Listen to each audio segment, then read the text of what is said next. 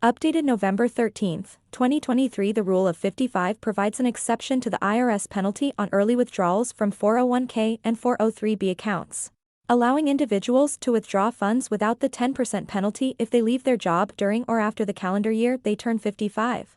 This stands in contrast to the general IRS rule imposing a penalty on withdrawals from employer-sponsored retirement plans before the age of 59 and a half. In this article, we explore how the Rule of 55 functions and examine whether it is a viable option for your financial situation. How does the Rule of 55 work? The IRS allows penalty-free withdrawals from current 401k or 403b plans before age 59 and a half under the Rule of 55, provided two conditions are met. Withdrawals occur in the year the individual turns 55 or later, and they have left their employer. Notably, this rule applies irrespective of the circumstances of employment termination and exclusively to current employer-sponsored accounts, excluding old 401k or 403b plans and individual retirement accounts, IRAs. While withdrawals are penalty-free, income taxes are still applicable, with a 20% income tax withholding on distributions from workplace retirement plans. How much can you withdraw using the Rule of 55? There is no specified limit on the amount that can be withdrawn from a qualified plan under the Rule of 55, assuming the plan participant meets the criteria and the company permits such withdrawals. However, the terms of the qualified plan dictate the specifics of the withdrawals, and not all company plans allow them. Participants should adhere to their employer's rules and be aware of potential tax liabilities.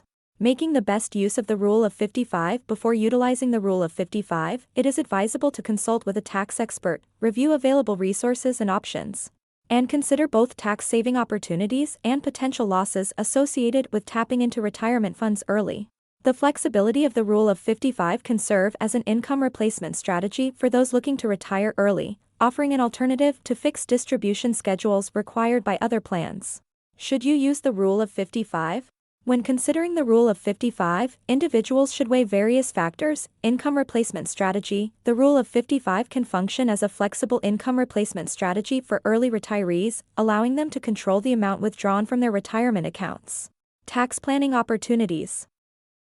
There are potential tax planning opportunities, particularly for those in lower income tax brackets, as Rule of 55 withdrawals may optimize federal tax brackets and minimize future required minimum distributions.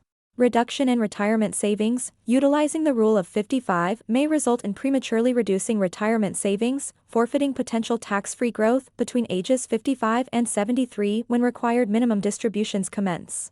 Provision for public safety workers. Public safety workers may have the option of making penalty-free withdrawals from age 50 under the Rule of 55. Other ways to avoid early withdrawal penalty. Apart from the Rule of 55, individuals can consider other options to avoid early withdrawal penalties, such as hardship withdrawals.